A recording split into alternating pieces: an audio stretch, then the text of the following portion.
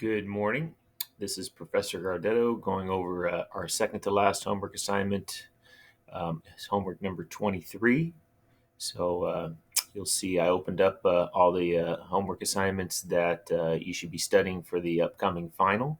Homework 23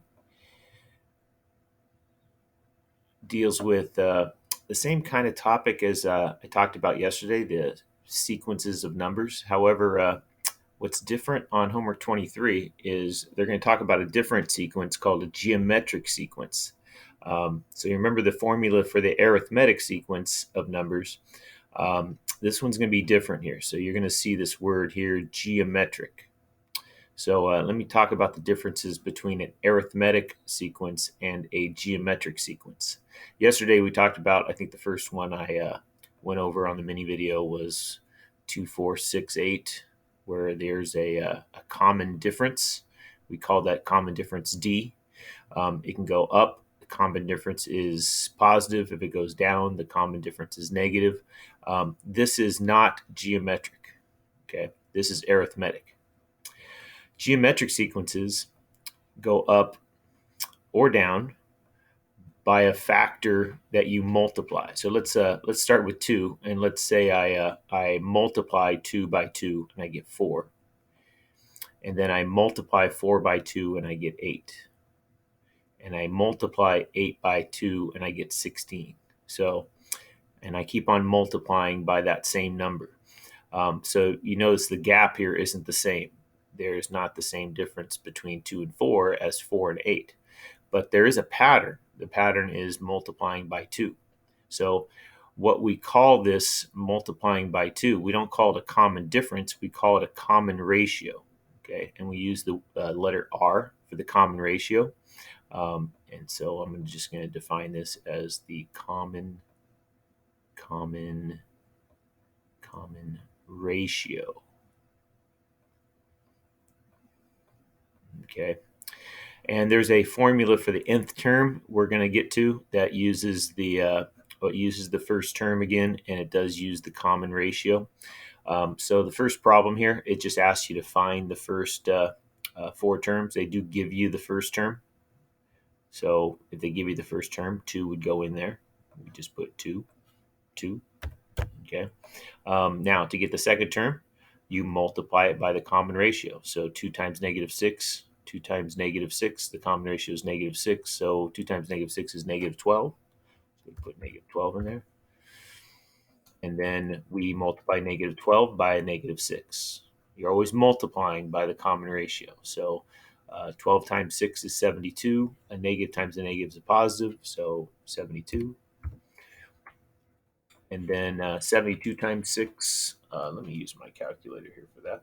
72 times 6 is 432, but it's going to be a negative because 72 times negative 6, so negative 432. Okay. Answer here. Okay, so that's the first 5 problems. They give you the first term and they give you the common ratio. Okay, then let's see. Okay, so number 6, it asks you to determine the common ratio. Well, they give you the first few terms, 1, 2, 4, 8.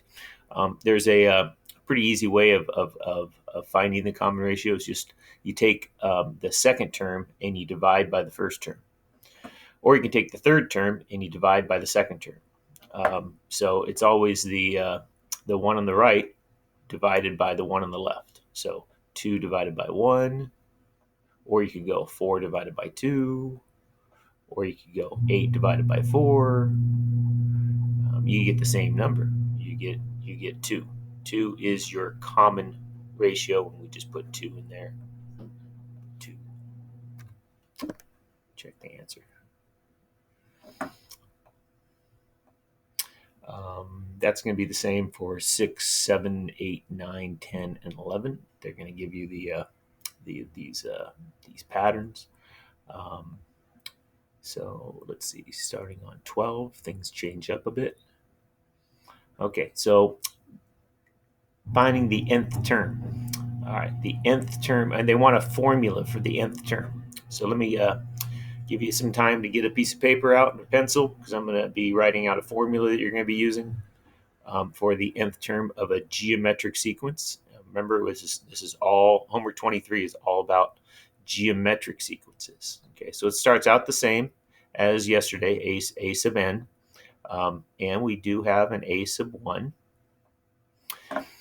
We do have parentheses, but we're not adding anything. We're multiplying. You won't see the multiply there. You'll just see the parentheses.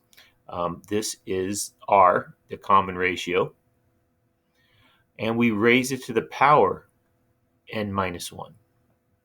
So remember, there was an n minus 1 yesterday in the arithmetic sequence, but it wasn't an exponent. Okay, so this is what they want you to put in the blue box here from this sequence. So we start out by, putting the first term. First term is 4. We need to figure out the common ratio. Well, 8 divided by 4 is 2, 16 divided by 8 is 2, 32 divided by 16 is 2. 2 is the number. That's the common ratio. And then it's going to be, since this is the nth term, we're going to just put n here, minus 1. So to type this in, it will allow us to put parentheses, unlike yesterday's formula. So we go 4. We can start the parentheses, so shift 9. We can put 2, shift 0, and then I can use the exponent key to put the n minus 1. Okay. Check my answer. And I got the green check mark. Okay. 12, 13, 14 are all like that. Then starting on 15, they're going to want you to use the formula to find a specific term. So in this case, they want you to use the formula. They give you the formula. And you're going to find, in this case, the 7th term. A sub 7 is the 7th term. So let me just, on the 7th term, so a sub 7, so that's going to be negative 3 times 1/2. And all we do is we put 7 in for the n, so 7 minus 1 is 6. Now we do have to do a little bit of simplifying here. We have to, let's see, we have to take 1/2 and raise it to the 6th power. So that's 1 to the 6th power, that's 1. And then 2 to the 6th power, 2 to the 6th power is equal to, I believe that's 64.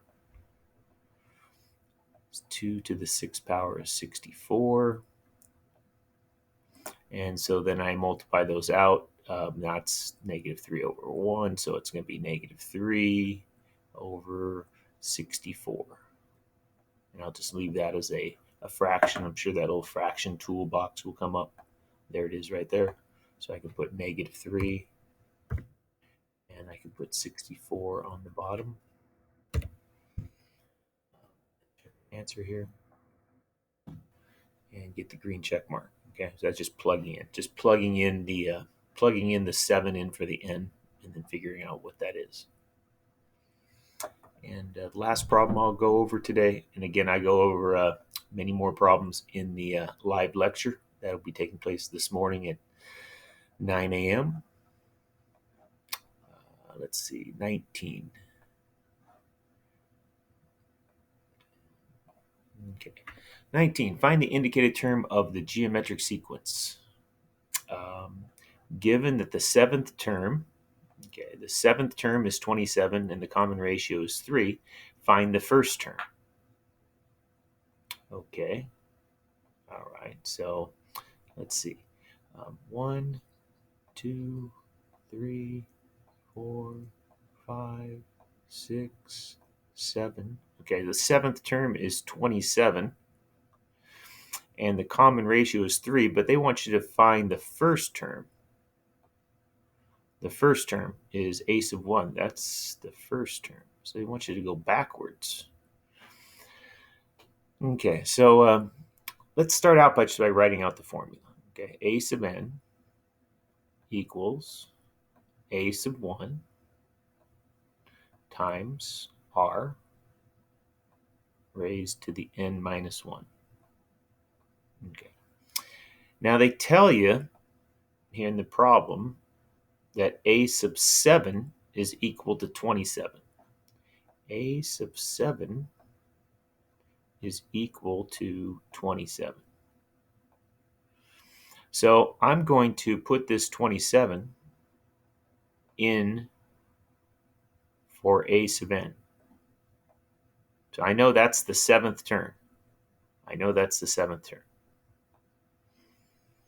That's why I put 27 in for a sub n, because it tells me. I don't know what a sub 1 is. So I'm going to leave this as a sub 1. I know the common ratio that tells me the common ratio is 3.